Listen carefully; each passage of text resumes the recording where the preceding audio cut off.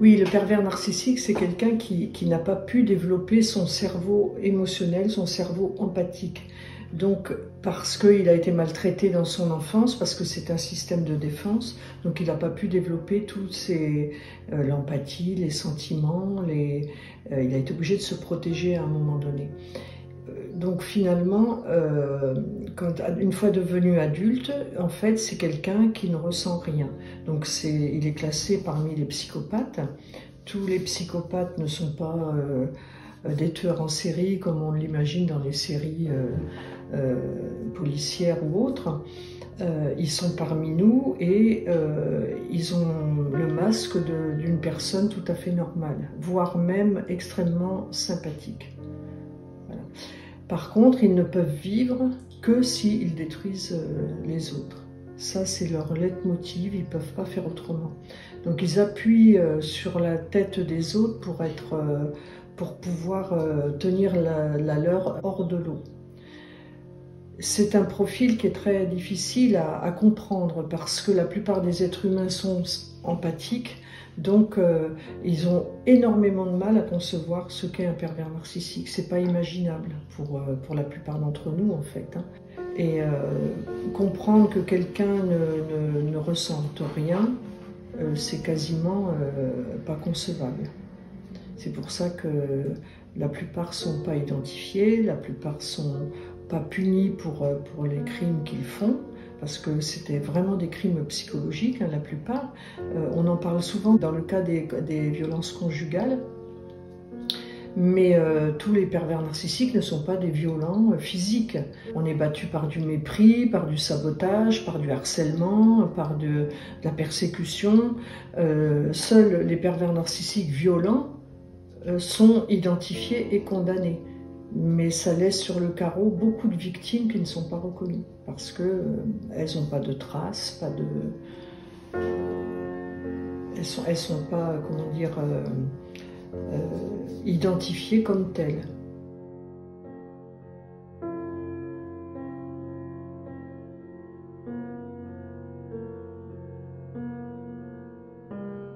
À la fois c'est vrai, c'est un effet de mode, mais comme on dit quelqu'un est parano, on utilise beaucoup des expressions de psy en fait, psychanalytique ou autre, pour définir, qui rentrent dans le langage commun. Ça définit alors t'es parano, t'es schizophrène, t'es bipolaire, quelqu'un trompe ou ment, ça y est, c'est un pervers narcissique. Ben non, pas du tout. Ça va quand même, la perversion narcissique répond à pas mal de critères et on ne peut pas l'employer à tout va.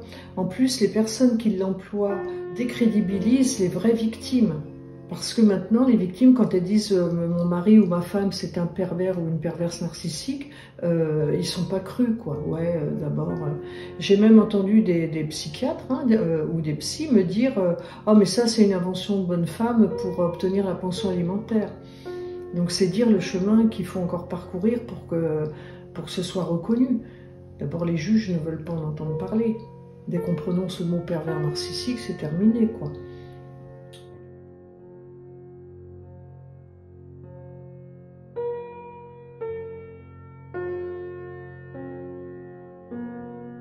Alors, les chercheurs ne sont pas tous d'accord sur le pourcentage de pervers narcissiques femmes. C'est quand même plus, à mon sens, hein, je pense qu'il y a plus d'hommes que de femmes. Mais dans la psychopathie aussi, les psychopathes, il y a quand même plus d'hommes que de femmes. Dans les crimes, l'homme est plus violent que la femme. Enfin, je vais passer pour une féministe, mais dans la nature, l'homme est quand même à un potentiel plus violent. Ce qui ne veut pas dire que ça n'existe pas chez les femmes. Elles sont encore plus redoutables parce qu'un homme victime d'une femme perverse, c'est très compliqué pour lui de se faire reconnaître. Justement parce que c'est un homme et qu'on a l'image d'un homme fort qui ne devrait pas être battu par sa femme ou autre. Voilà. Et pourtant, ça existe. Mais je pense qu'il y en a plus. Maintenant, la proportion, on ne peut pas le savoir. Étant donné qu'ils ne sont pas tous identifiés, déjà, on donnerait des chiffres comme ça. Voilà, dans la société, on nous dit qu'il y a 10% de pervers narcissiques, mais ils ne sont pas identifiés. Donc comment on peut mettre ce chiffre-là sur un pourcentage? C'est un peu erroné. Le pourcentage, il est basé que sur des pervers qui sont déjà identifiés.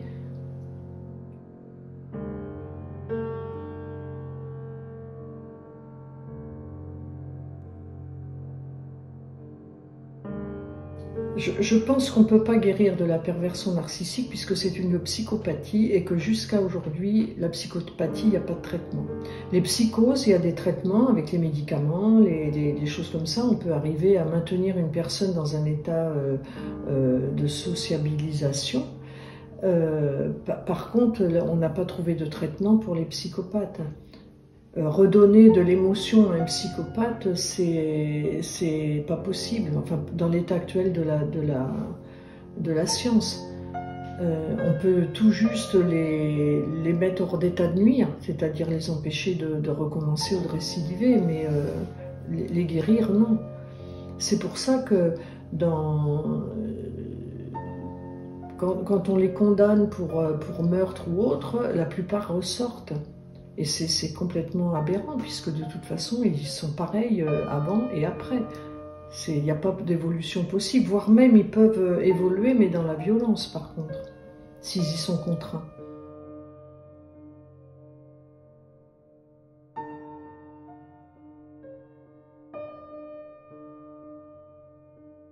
Une méthode, non. Il n'y a pas de méthode pour repérer un pervers narcissique. Par contre, des indices, oui. Ce que je dis, moi, quand je fais mes formations aux élèves, c'est que ils génèrent chez l'autre une gêne. Déjà, il y a des choses, il y a des petits trucs qui clochent.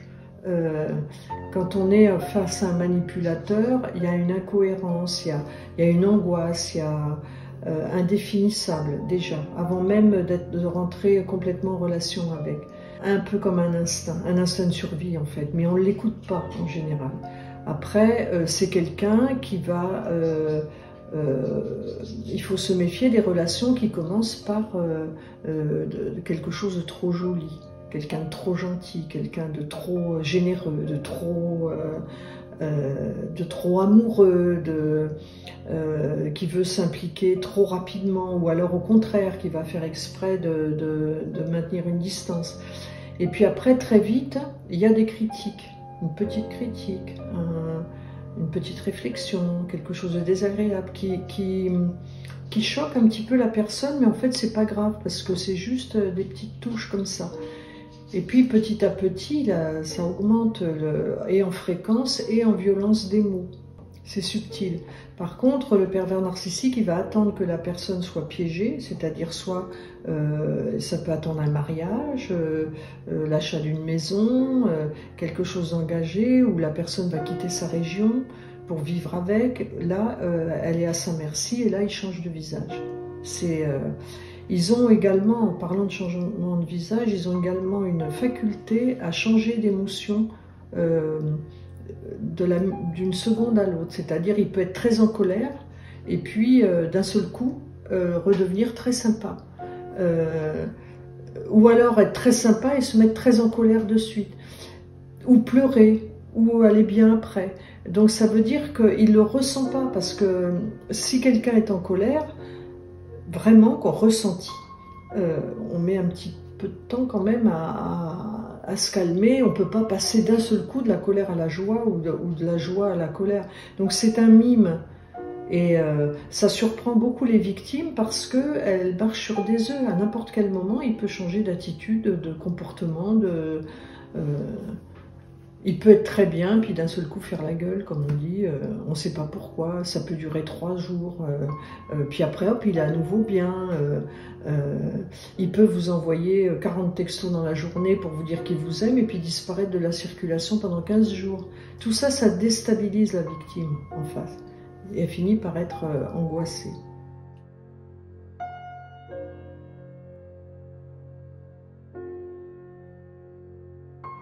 Alors, les pervers narcissiques font des dégâts psychiques en premier. Les personnes ne savent plus, elles doutent d'elles-mêmes, elle culpabilise, il y a beaucoup de culpabilisation chez le pervers narcissique, donc elles finissent par ne plus s'estimer. Les pervers narcissiques font des dégâts familiaux également parce qu'ils isolent la victime. Donc ils vont faire en sorte que tous les liens affectifs de la victime vont être isolés. Tous ceux qui vont pouvoir l'identifier comme pervers narcissique, il va s'arranger pour que la victime soit complètement isolée. Elle devient une proie facile quand elle est isolée, elle n'a plus aucun soutien de son entourage. Il va également l'isoler de ses amis. Et petit à petit, elle va commencer à déprimer, à se remettre en question, ou alors elle va complètement devenir hystérique. Comme elle est avec quelqu'un qui n'a aucune logique, elle devient folle en fait, parce qu'il n'y a rien qui est structuré, il n'y a rien qui est logique. Elle ne comprend pas ce qu'elle a fait, pourquoi il est comme ça, il n'y a pas de cause à effet. Et elle se remet beaucoup en question, et puis petit à petit elle est privée de liberté.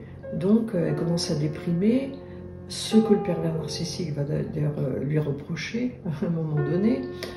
Si elle devient hystérique parce qu'elle n'en peut plus, moi je donne toujours l'image de la personne qui essaie d'atteindre la lumière, mais il y a une vitre. Et la victime, elle est comme le bourdon qui essaie de rejoindre la lumière et elle n'y arrive pas. Puis au bout d'un moment, elle tombe complètement épuisée au bas de la fenêtre, quoi. Donc c'est un peu ça. Et donc il y a de la dépression, il y a beaucoup de... Moi je connais beaucoup de victimes qui ont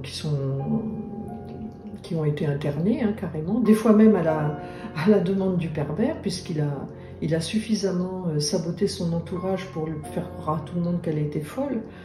Et puis, ça peut conduire au suicide.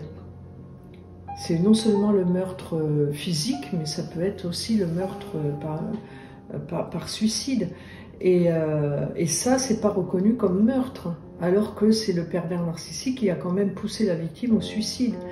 Et là, effectivement, les médecins légistes, par exemple, ils vont dire « bah oui, c'est un suicide », c'est vrai. Mais on ne voit pas tout ce qu'il y a eu avant et tout ce qu'elle a vécu avant pour en arriver là, quoi.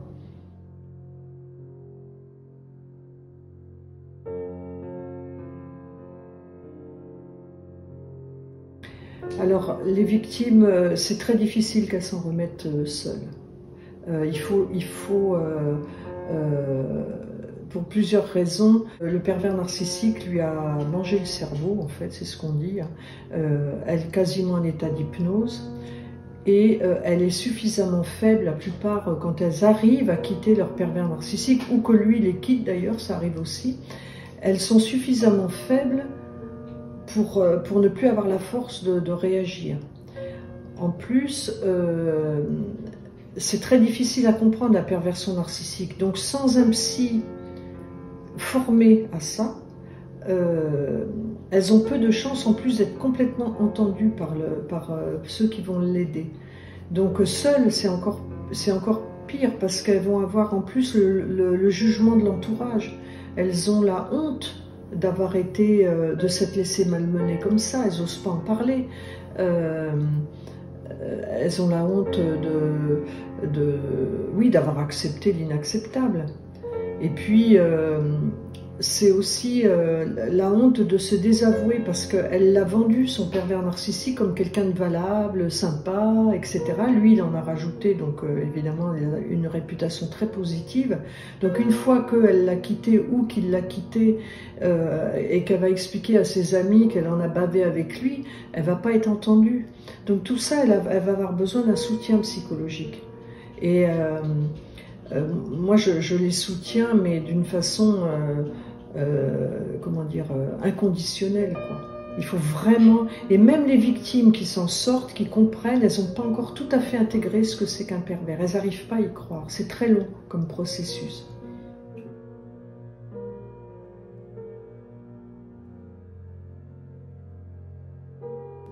On n'est pas obligé de consulter un psy si on a un entourage solide, qui comprend le système, qui comprend ce que la victime a vécu, qui la soutient, qui l'aide dans cette traversée du désert. Autrement, c'est beaucoup plus difficile. J'ai vu des victimes 5 ans, 10 ans après une relation, quand elles voient leur pervers narcissique, elles le croisent au volant d'une voiture ou autre, ou sur un trottoir ou autre, ça les met dans les mêmes états, elles sont en stress post-traumatique. Et si elles en ont suffisamment bavé avec lui pour être en stress post-traumatique, là, le seul moyen, c'est de consulter un psy pour pouvoir se défaire de tout ça. C'est facilitateur. Après, elle peut avoir dans son entourage des personnes qui ont été elles-mêmes victimes et qui comprennent le système et qu'elles arrivent en discutant avec des véritables amis, des parents, elles arrivent à s'en sortir. Mais il y a beaucoup de gros traumas, là il faut l'aide d'un psy, c'est facilitateur, ou alors c'est beaucoup plus long.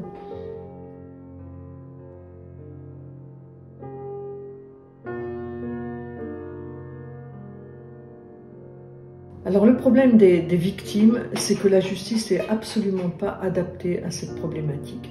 On ne peut pas incriminer les juges, les procureurs, les avocats, puisque encore une fois, c'est une pathologie qui est très difficile à comprendre. Donc la justice n'est absolument pas adaptée. Les juges, en plus, quand ce sont des familles et que les femmes elles défendent leurs enfants, parce qu'il y a les enfants aussi qui sont victimes dans les familles de pervers narcissiques, il y a la sacro-sainte, un enfant a besoin de son père ou de sa mère pour être heureux, etc. C'est faux. Je ne sais pas qui a sorti ça, mais dans le cadre de la perversion narcissique, quand il y a un psychopathe dans la famille, non, un enfant il doit être extrait de son parent. J'ai vu des drames et j'accompagne des femmes qui savent plus quoi faire pour être entendues par les juges. Les juges vont désigner une garde alternée, donc l'enfant va se retrouver seul avec un pervers narcissique, et là le pervers il va être content, que ce soit un pervers sexuel d'ailleurs ou un pervers psychique. Ça bousille un enfant comme ça peut bousiller un adulte. Alors le danger, c'est que plus il va être en contact avec son pervers, son parent pervers, plus il risque de le devenir pervers, parce qu'un parent pervers il est maltraitant, que ce soit psychologiquement ou physiquement. Donc là, les juges, et particulièrement les juges pour enfants, ou la justice pour enfants n'est pas du tout adaptée. Il faudrait que les magistrats, les gendarmes, les flics aient des formations là-dessus, pour identifier le pervers, pour savoir ce qu'il est capable de faire. Mais il infiltre les milieux, il est malin, hein, il essaye de se faire une bonne réputation sociale. Et plus il a une place sociale importante, moins il est identifié, évidemment. Les victimes, elles peuvent pas plaider que monsieur un tel ou docteur un tel ou machin un tel puisse être un monstre chez lui. Et elles sont décrédibilisées. Les dés sont pipés dès le départ.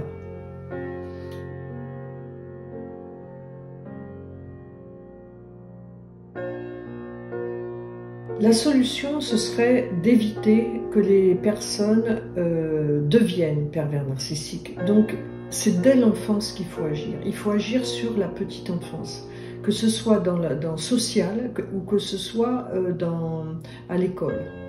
L'école n'est pas du tout adaptée à la jeune enfance, surtout en France, hein, à la petite enfance. Et donner des cours de communication, des cours d'empathie, retirer les enfants d'un couple pervers, où il y a un pervers, éviter de trimballer les enfants d'une famille à l'autre, éviter de les retirer d'une famille d'accueil dans laquelle ils ont été choyés pendant 5 ans, sous prétexte que les parents les réclament, et les remettre leur éviter des états d'abandon.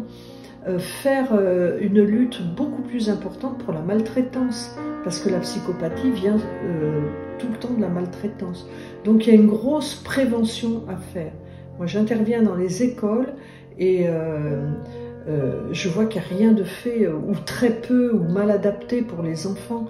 Les enfants vivent des choses terribles dans leur famille. Donc ça vient beaucoup de l'éducation et des parents eux-mêmes. Donc il faudrait déjà traiter le problème à la base dans la prévention.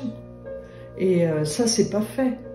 Alors on essaye, hein, les associations font ce qu'elles peuvent, la justice aussi avec les moyens qu'elles ont, mais les moyens ne sont pas suffisants. Il faut former les personnes à ce qu'est la perversion narcissique.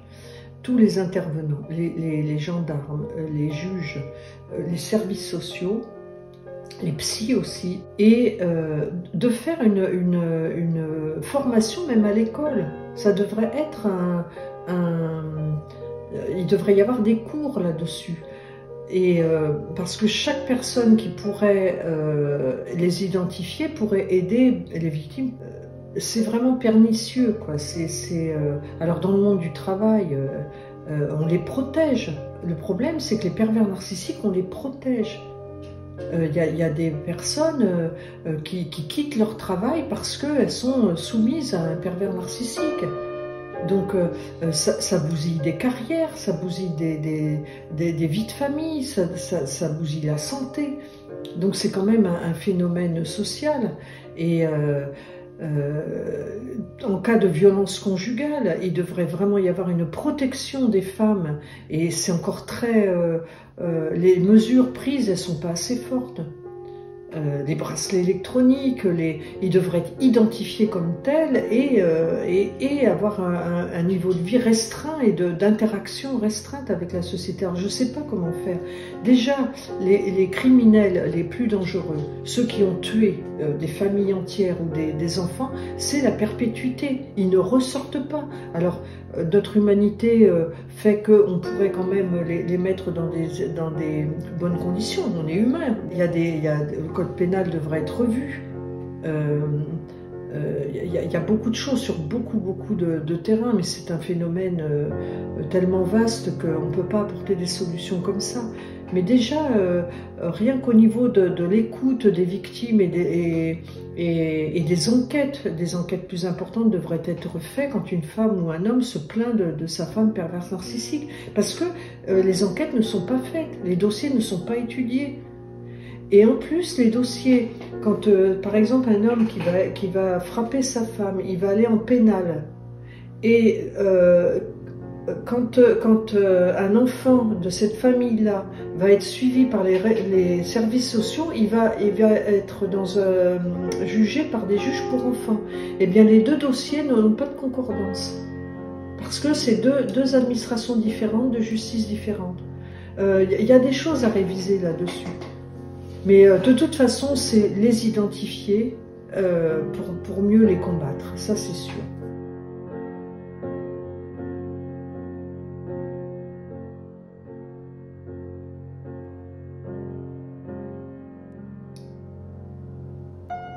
J'ai accompagné énormément de victimes j'exerce depuis presque 25 ans.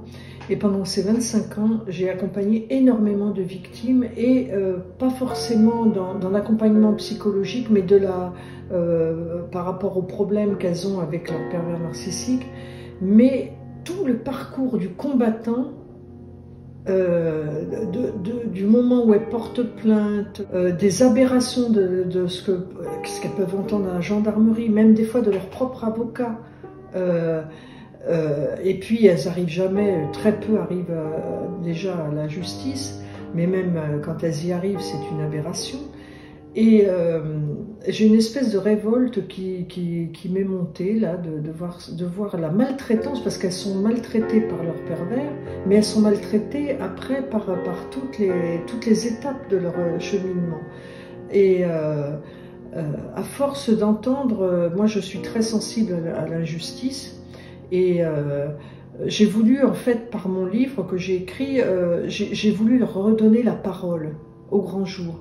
Parce que la plupart des témoignages que je mets dans mon livre, les personnes n'ont pas abouti au niveau de la justice.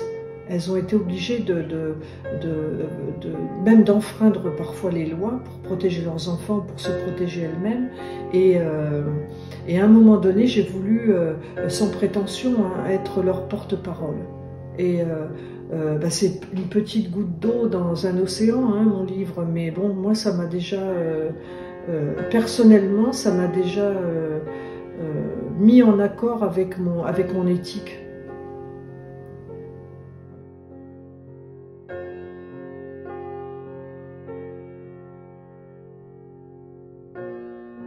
Sortez de la honte.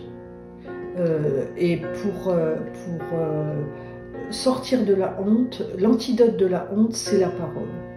La honte doit changer de camp, les victimes doivent parler, doivent oser se confier à des amis ou à un psy ou à n'importe qui, mais sortir de la honte. Ça, c'est le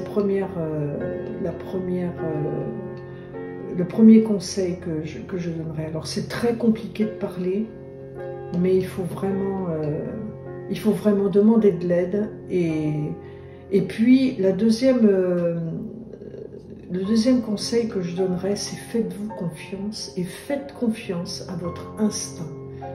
Quand vous rencontrez quelqu'un, que ce soit un employeur, que ce soit un ami, que ce soit un amoureux, faites confiance dans les premiers instants de la relation. Votre instinct, vous allez avoir eu un petit mouvement de recul, un étonnement, une sensation un petit peu d'angoisse, un picotement dans le ventre, une question de dire tiens c'est bizarre, pourquoi il m'a dit ça ou pourquoi il m'a dit ça, une incohérence. Faites confiance dans votre instinct et dans ces cas-là, il faut fuir. C'est pas la peine de dire ah mais non, mais il a fait ça, il s'en est pas rendu compte. Et puis arrêtez de donner des excuses à votre bourreau, ça c'est sûr. Donc c'est la parole et l'instinct.